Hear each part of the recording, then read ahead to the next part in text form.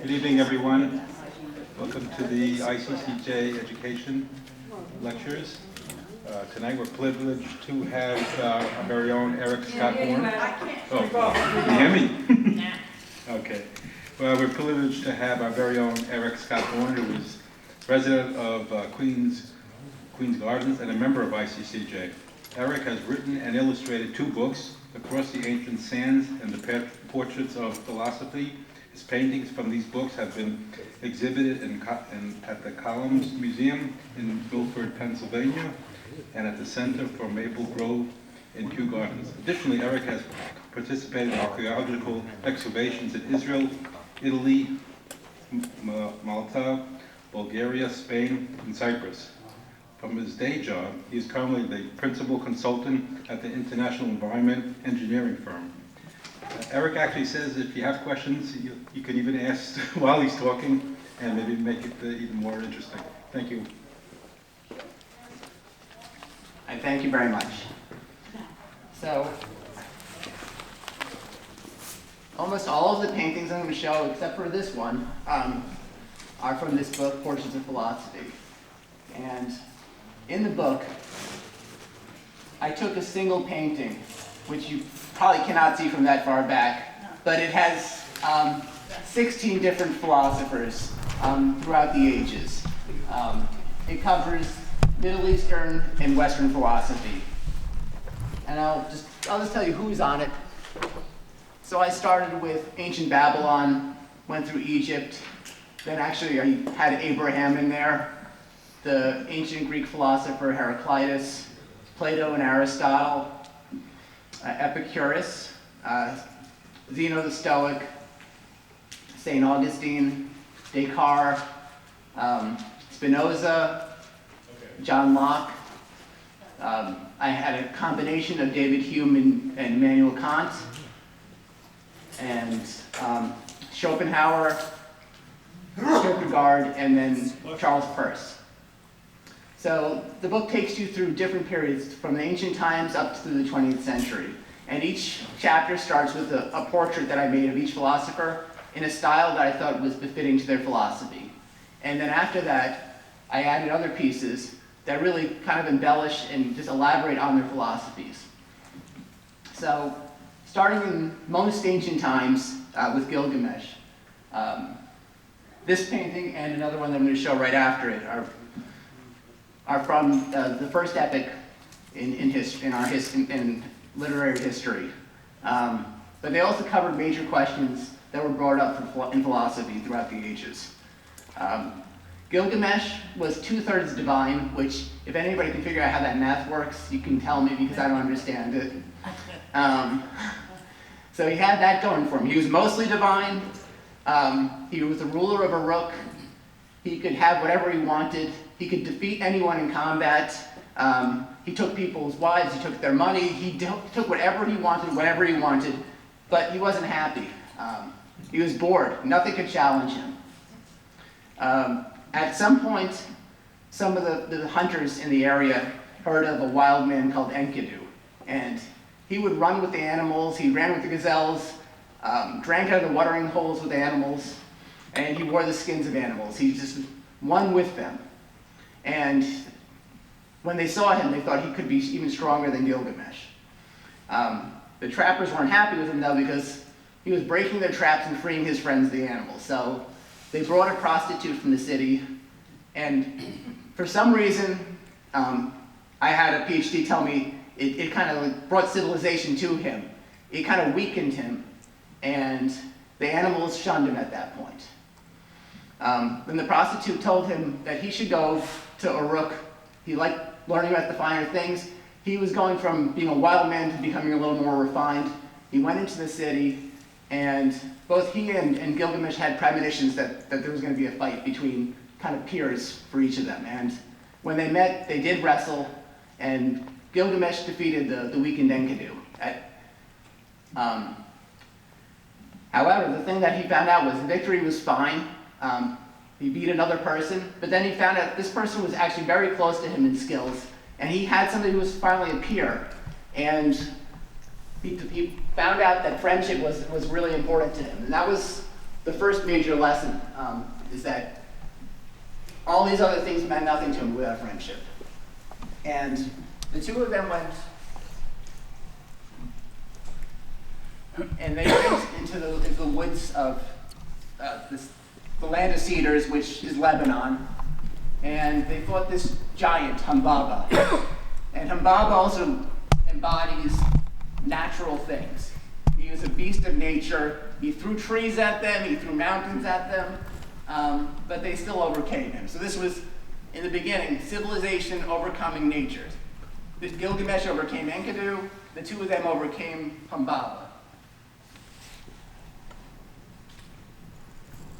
Excuse me. Go ahead. What was that? This is third millennium. This is like 1,000 years before Abraham. And after that victory, they went back and celebrated, and Gilgamesh got the bad news that the goddess Ishtar fell in love with him.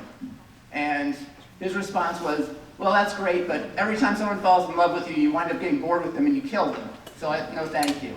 And she didn't want to hear that. So she sent the divine bull to attack them. They defeated the divine bull. Enkidu was the one who killed the bull, but as punishment, the gods gave him some kind of disease and he died. And Gilgamesh lost the one thing that made him happy. And he was bewailing that I lost my friend. And then the next thought that came to him, okay, what is the point of life? I'm just going to die too. So the next question was, what's the point of life if you're just going to die? Well, I just want to note one thing about this painting, is this is a little different than anything I've done before or since. I took stucco, and this actually kind of jumps out. It's raised from the surface in a number of different places. So that was just an interesting design element.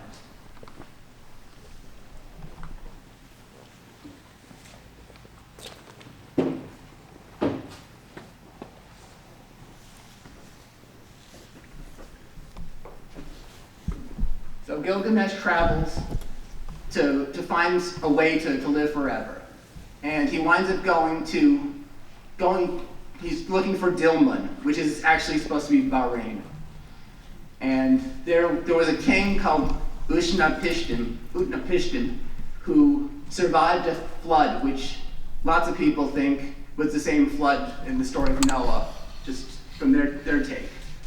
But he was a king who lived forever after that. So Gilgamesh travels a long distance, and in the end, things start going in the other direction now. He looks like a wild man. He's a total mess. People come up to him and they run away. He gets to the shore, and there's a winemaker, a woman named Siduri, and she said, look at your state. What's wrong? You're the king of Uruk. And he said, well, I need to find a way to find this king so I can live forever. And she said, why don't you just enjoy the things you have? You're king of Uruk, just enjoy you must have wealth and fine food and everything else. Why put yourself through this and it's not going to work anyway?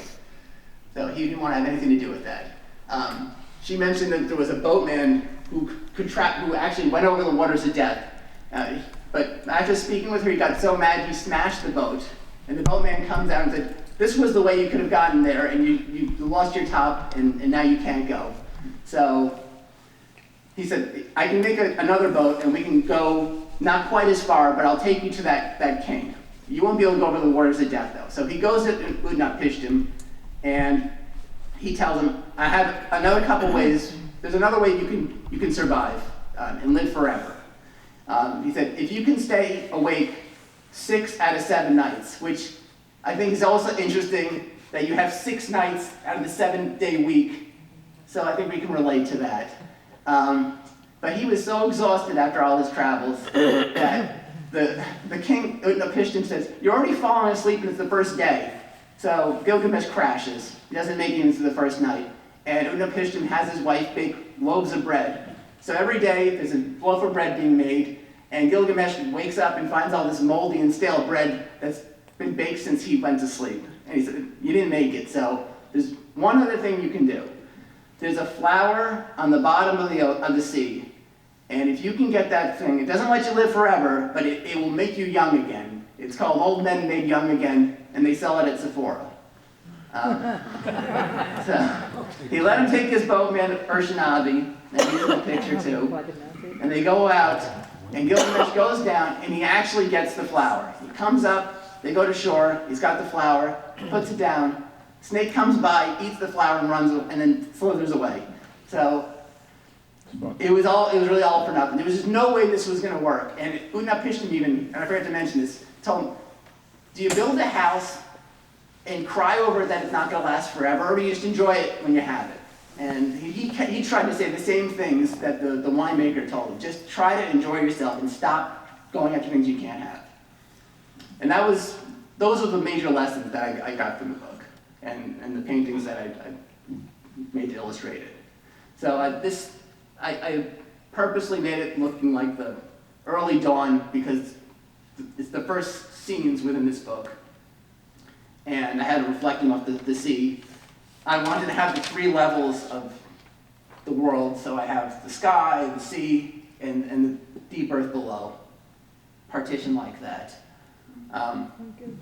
Any questions about these 2 paintings or this section? And I wanted to make them look kind of like a statue, actually, as well. Any significance to the animals that you put in there? No. I wanted to have the turtle. And I wanted to make this look more like a wall etching, so these are just kind of carved out and not really bird-like.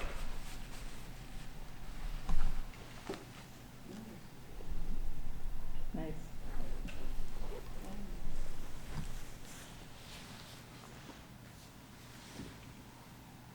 So this is only about a little less than a third of the paintings in the book.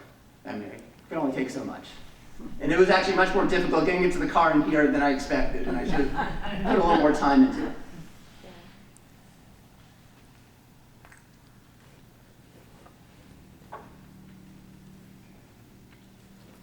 All right, well, actually, this is right here. So the next philosopher I'm going to talk about is Heraclitus. He was the first Greek philosopher that wasn't just a sophist. Most of the writings that exist today are kind of in the form of haikus. And the more difficult part is, even people back then noted how difficult it was to understand, and they couldn't figure out what he was talking about. So coming to this point, even more difficult. But there are certain trends that are pretty strong. So the most important thing is, he talked about the world as a world of change. Everything changes. And there's a wisdom in the universe that kind of underlies all the mechanisms of it. He also said that there's a single element that the world is made out of. And he termed it as fire. But some people think that it might be better represented as energy, which is kind of an interesting concept because that works really well with the way we look at the world today. Everything's charged particles and going through changes. And then, in fact, he couldn't possibly know that he just felt that was the way it was. It's kind of interesting. So he said this energy, it creates things, it destroys things, and then it creates again. He said the fire will burn, and through that there'll be something new. And opposites will even come about. So hot things will become cold, moist things will become dry, dark things will become light. One really famous saying that he said is, the river that we step into is never the same river. So, I mean, it doesn't have the same drops of water that it once did. It's not the same levels. It's constantly in change. And then he said right after that, I am as I am not as well. So as the river changes, so do we. We grow old and we die and new people are born. And that really does cover his philosophy. One thing to note was that he was not really a people person, and the fact that people couldn't understand what he wanted and didn't necessarily agree with him, and they still went on Dionysian religions and drank tons of things and went crazy. He really didn't. He wanted people to live like he did, in contemplation of the universe. But he wound up dying as a hermit, eating grasses in the bed, out somewhere else. The issue I had was, how do you make a painting that represents change? And this can't just be change. So usually paintings just, you get a scene and that's it. If you had music, you can have change, and that's easy, or a film. But how do you represent in an illustration change? So that's why I made a box. And this is probably the worst topic to bring up in a synagogue. So this box, this represents the Baal cycle from the Canaanite Phoenician religion. There are some things that we can relate to, because there's gods on here that the names will be very familiar. So on the bottom, you can see those are the deep waters under the mountain. So that's present throughout all the scenes. And under there is the head god El, which, I mean, definitely is familiar to us. And we really would have been weird if Eliyahu was fighting the priests of El, because, I mean, that's our name for God too, in certain occasions. And then his wife is under there, Atharat. So they both represent springs and the deep waters under the lands. And I think it's interesting in a lot of religions in the area that the older generation of gods were underground, representing these things. And then you had, what did you see?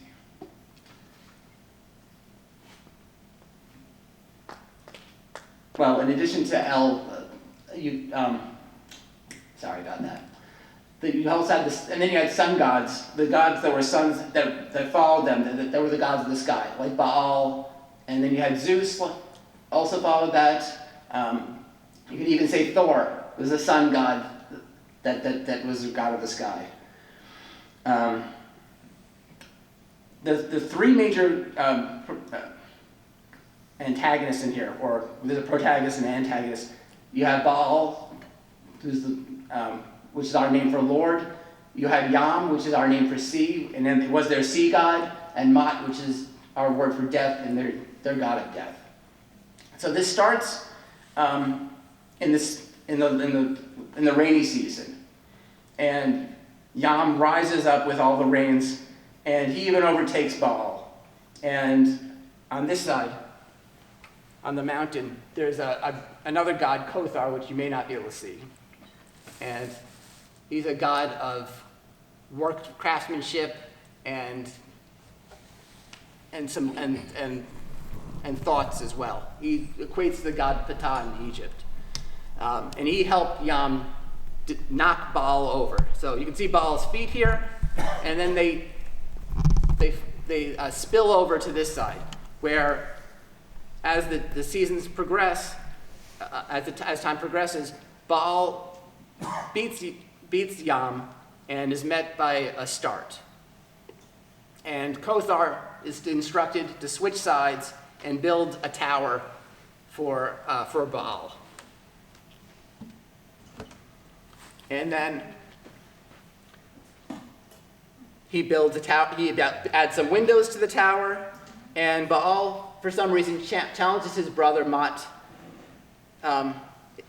He takes him. They have a dinner, and they have a passive-aggressive conversation the entire time, talking about how great each other is, and then the next thing talking about how they're going to kill the other one. And then after that, it doesn't even explain why. Baal just goes into the underworld and just dies. There's another god, Athtar, who becomes the next king. He won't wear Baal's crown because he doesn't think he's great enough, and he is bemoaning Baal's death.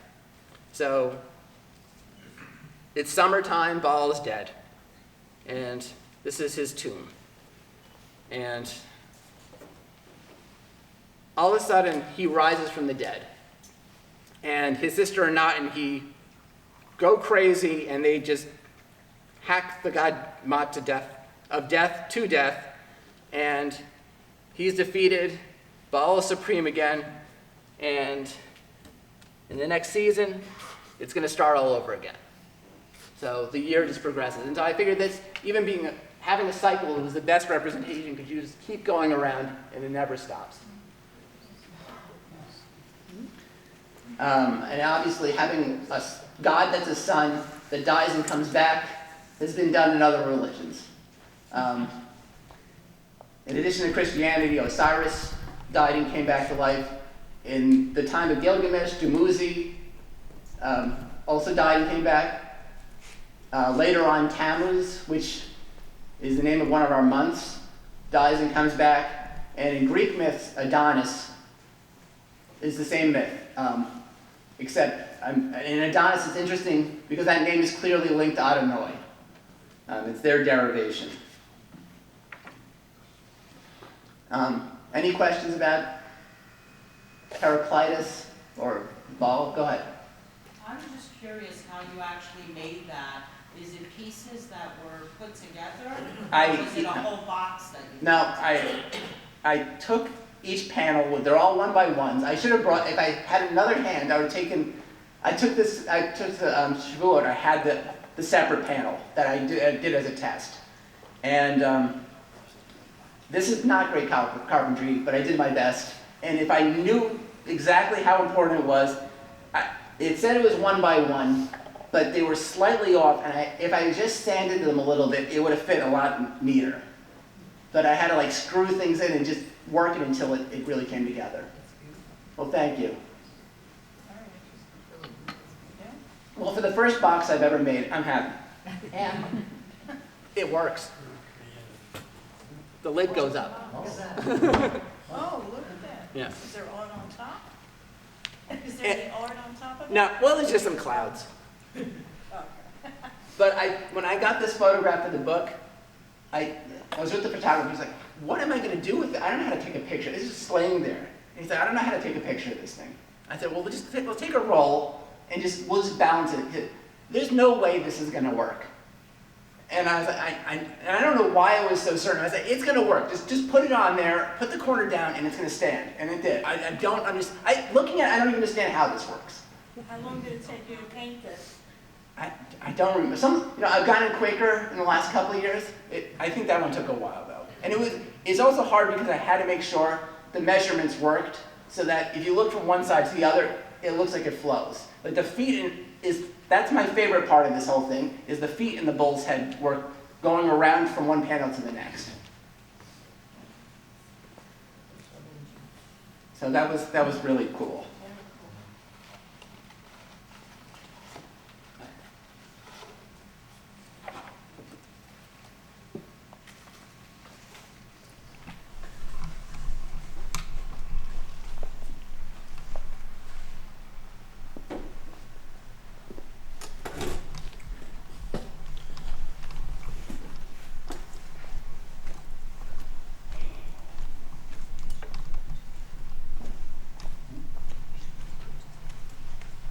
So these are kind of, in the book I paired Plato and Aristotle, and I'm pairing these paintings right now.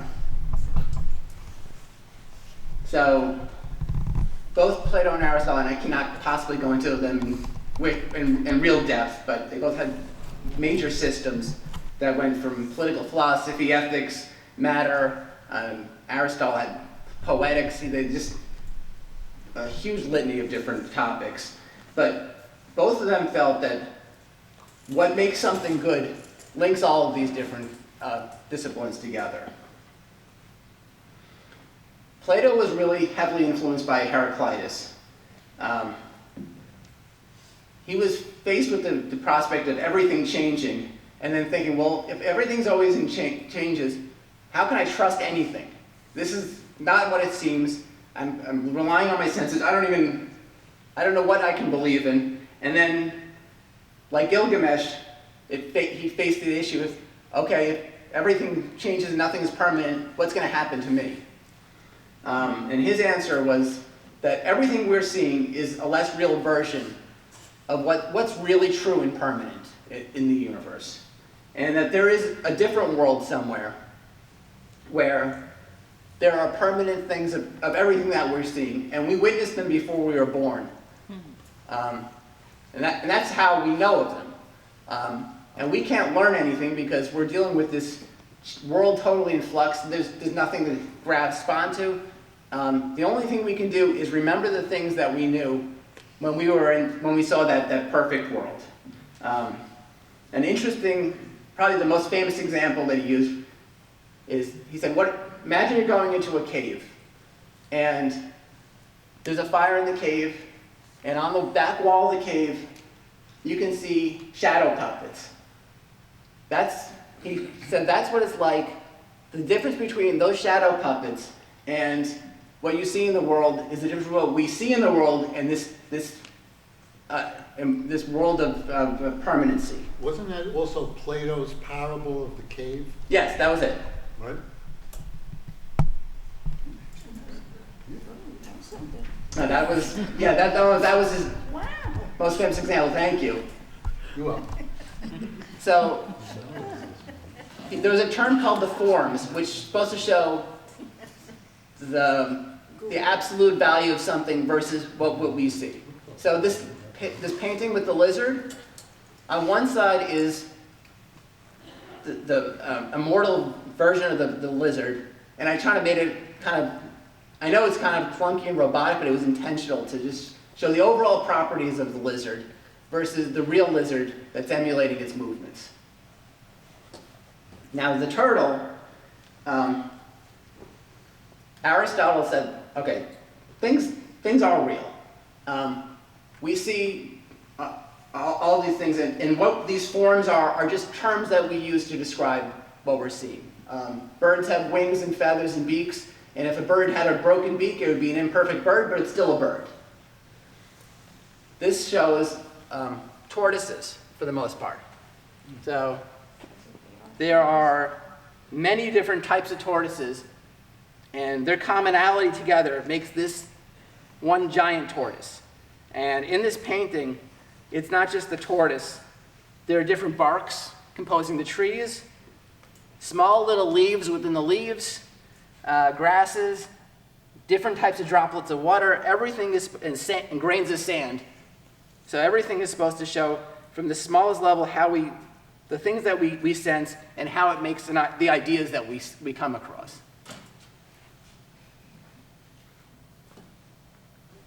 Do you want me to hold it up? Yeah.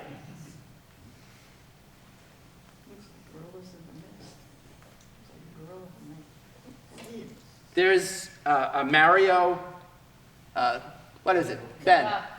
Koopa, okay. Gamera from science fiction's in here too. There's all kinds of things floating around. Do you have any questions about either of these two or Plato and Aristotle? Eric, what medium have you used? Everything's acrylic. Acrylic. Yeah. I made another one recently with some fish, because Skylar liked that, so I just made that one for him. But it's similar to this, but it's under a wave, and it's pretty neat.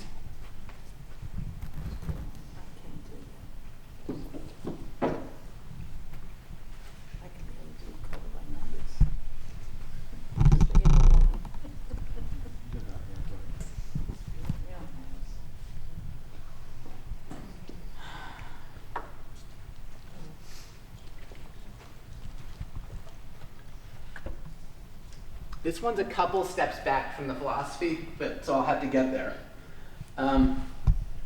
This is in the chapter I have about Epicurus and Epicurean beliefs.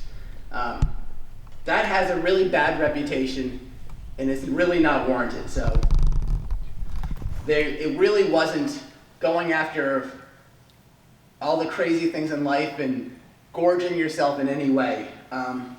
Epicureanism is rooted actually in an atomic theory, which is, again, like Heraclitus and energy. I thought amazing that someone back then could come up with this. Democritus came up with this, that atoms are the foundation of everything. He thought they were an indestructible small particle, and nothing existed except for atoms and void. And the atoms could break apart and reform with other things, and they made up everything that we see. And I thought that's just outstanding. he also had thoughts about gods, and Epicurus believed the things that he did. He said that if there were gods, they wouldn't care what we have to do. He said the most perfect life would be tranquility and just kind of leisure. And he said a God that's vengeful and coming down on humans, he said that would be an imperfect God.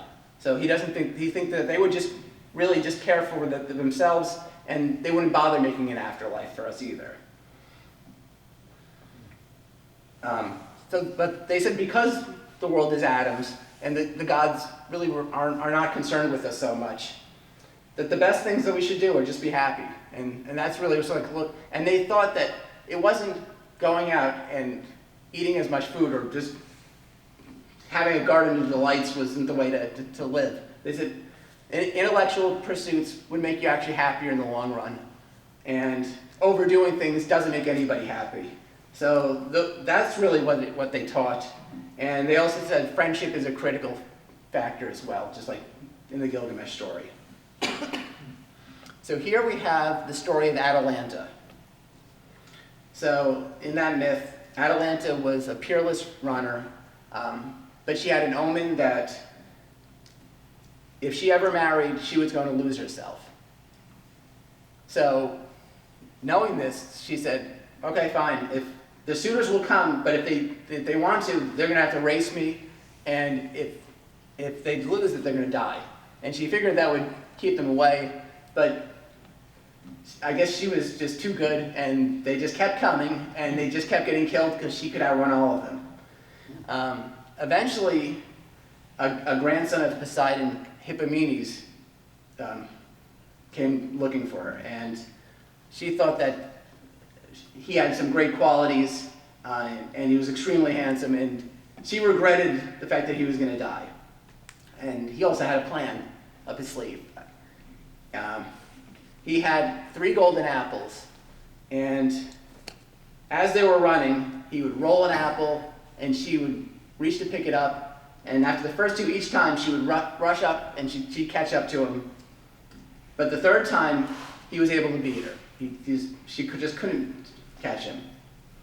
So they were married, and nothing happened right away, but they went to the temple of Cybele, which is the civil earth goddess, and they decided that they would have sex in the temple, which was sacrilegious, and that's what really did them in, and they both turned into lions.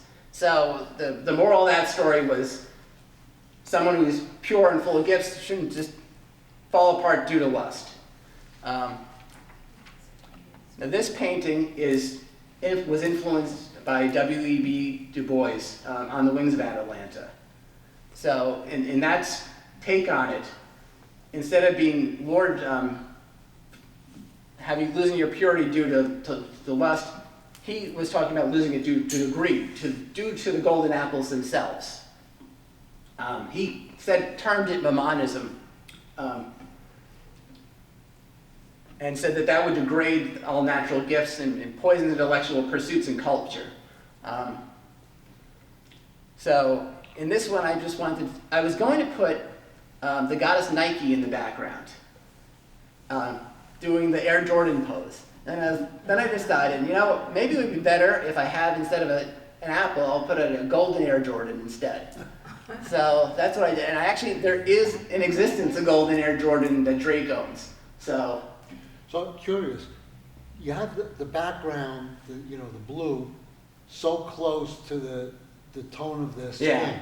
Yeah. Is there a reason you did that? I kind of wanted to be just a night scene, Okay. and just some things peeking out. I did some lights on darks, and I've enjoyed that effect, so I just wanted to do that. Okay. Yeah. Interesting. And I tried to make I guess it's faint back there, but behind them, the woods are supposed to be like pines in Georgia.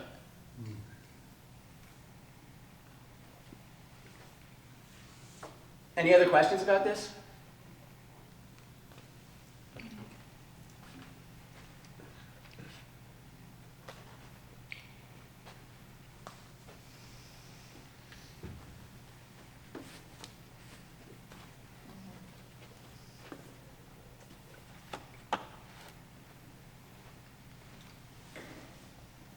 This is about Stoicism. And I brought, she wrote, I brought my, my Una Tokif one, but I didn't want to do any of the ones that I did that night, because just in case I bored anybody. So this is a different one from the same chapter. So as opposed to Epicureanism, Stoicism is exactly what everyone thinks it is. It's really accepting what we have and not pursuing desires and going beyond what we have. Also, only virtuous people are termed to be free, and we should take what comes our way without worrying about what other people have, worrying about what's coming in the future, or looking back into the past and regretting things. It's just kind of pointless, and that's how it works. There's some elements that also follow Heraclitus. They also thought that the main element is fire, even though that fire transforms into other things more readily in this philosophy. They also believed the world was constantly changing, but they believed that the cosmos, that order in the universe is a strong overriding factor, and that there is purpose to the universe. And they did believe in free will, but because things are going in a certain direction, what you're going to do isn't going to really influence things. It's going to go with the divine intelligence anyway. So in this painting, I have a Roman figure, which it's the statue of Augustus, but that's not quite as important. I just thought that was a great pose. So I had him in there, and he's wrestling the god Janus, who is the god of comings and goings, January, looking both ways, coming and going through the doorways, and in the year and in time as well. And I made it so he's barely even paying attention during this wrestling bout. And what they have in front of them is pottery that says Persephone on it. So he's ignoring both the past and future, and he's ignoring hope at the same time. But he is trying to keep it away from Janus, though.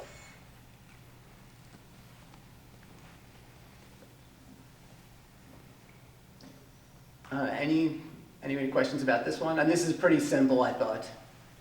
And this one I painted really quickly. I was trying to make the pose look kind of like communist propaganda.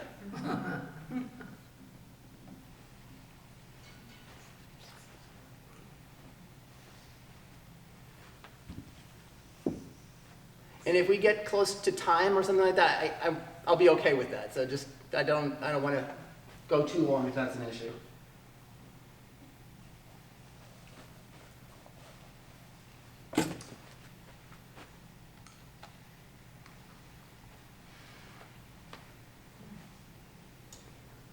This is Zarathustra. Which I read through the Gathas, which was their holy books, and I thought it was really kind of fascinating. Especially the timing.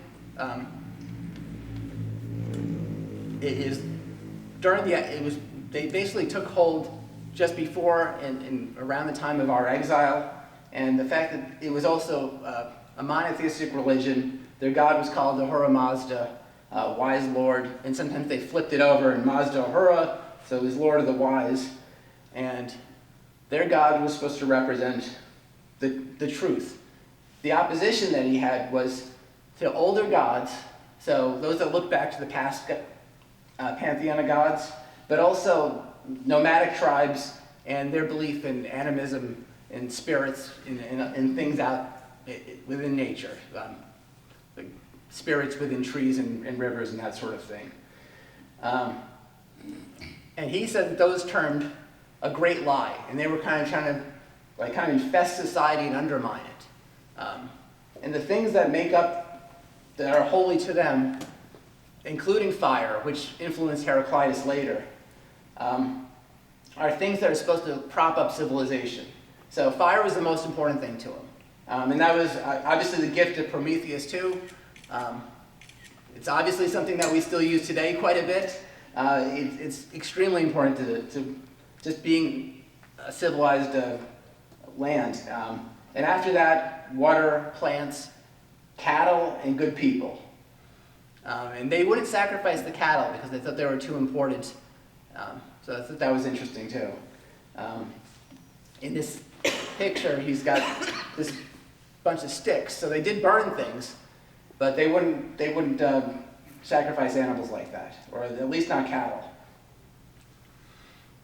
I thought it was pretty interesting though that it's really this play of civilization versus anyone, even those within their own societies and those outside, the marauders that are trying to come in, and they had Scythians and all kinds of wandering tribes that would try to crush cities and knock down the walls. That kind of play against each other was so important. And that goes to other societies too. The Hittites also talked about destroyers of walls versus those that are supporting them. And then there's factors today too, but there's anarchists out there that are trying to undermine society. So I thought that was fascinating. Any questions about this? It's a very powerful painting. Thank you. I have a picture that I put in the book of my finger with just the fire. That was just a bit of fun, but I really do like how it reflects out. Yeah, and the eyes above are supposed to be. I wasn't sure if I was gonna originally paint some demonic things up here, but I figured the eyes were enough just to represent the great lie. And the reason I put this in the book is this is in the section with Descartes and with the evil deceiver. I thought that with the great lie really paired up nicely.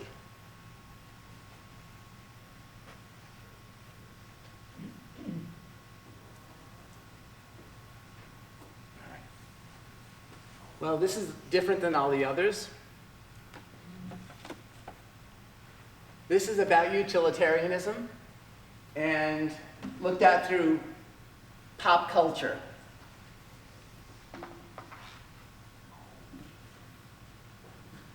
Just worried if I forgot something. Oh, yeah, there was another painting I was going to bring. I forgot. I have notes on it, but whatever. We'll move on. So this is utilitarianism is about the happiness principle, the greatest amount of happiness in society. And to achieve that, minority rights are important because in an unjust society, the two main philosophers, Bentham and Mill, thought you couldn't have a happy society if you're oppressing people, because you're always looking over your shoulder and how you can keep people down. So they thought that was impossible. They also thought that people would be happier making sacrifices towards the greater good than just sitting on the fence and doing nothing. And just that concept of making sacrifices for the greater good made me think about Star Trek II, and especially the line, the needs of the many outweigh the needs of the few or one. So that was something Spock and Kirk kind of said together at a couple of occasions in that movie. The first time when Kirk offered Spock his title, and Spock declined, and the second time when Spock was dying to save the Enterprise. So that was his sacrifice. This one is Khan from the same movie. So,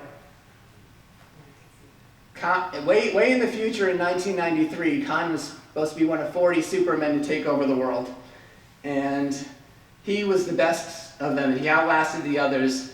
And one of the reasons he, in addition to being better than them physically and intellectually, he ruled without violence, and he didn't have any civil wars in his lands. But the question is, for him in utility, would people be happier in blind allegiance to the most capable leader they could possibly have, or are they better off having their own freedom and equality? No. I mean, there's different thoughts on that. The utilitarians would say that freedom and equality is paramount, otherwise you can't have a happy society. Unfortunately, there's some other people that kowtow to dictators. The last one is Dr. Zaius from the Planet of the Apes. So they had a caste system of gorillas, chimpanzees, and orangutans. I don't know if people wanted me to go into detail at this point, They also had a saying, ape shall not kill ape, which I always think is fascinating. And Zaius had the dual title of being the Minister of Science and the Chief Defender of the Faith. So he was in charge of all thoughts, both scientific and religious. And he was the only one who knew the truth that on the Planet of the Apes it was originally this Earth with humans in charge. And his great lie was keeping a secret that humans were more than ignorant savages. And the question I think that I pose in the book from this is, would the apes have been happier knowing the truth that the humans that they had enslaved were actually intelligent and could do things, or was he right to hiding? And this only matters for the ape society. Was ape society better off because of that? And it only became an issue when it got overturned with the astronauts. Otherwise, possibly could have kept going on forever. So I don't know if anyone has thoughts on either Star Trek or the Planet of the Apes, but go for it if you do. But this is the last one. And just so everyone knows, Planet of the Apes, right? That ended where you saw the Statue of Liberty. Yeah, which just gave you that feeling of Yes. like this cycle. Is it going to go through another cycle again? Right. Yeah. No, that's That was the a pretty point. heavy part of the whole. Yeah. Yeah. And this is the baby doll that was in the cave that he was holding. Oh, okay. I remember that well. Yeah, the mama. Yep. So, on May 18th at Maple Grove, I'm going to have another show, and they said that I should get 2 floors, so I should be able to put everything out, and with excerpts from the book and everything. So, if anyone's interested, I Yeah, can thank circulate that. Thank you, You're welcome. very nice. I really appreciate you all or staying. Incredibly talented. Well, thank you.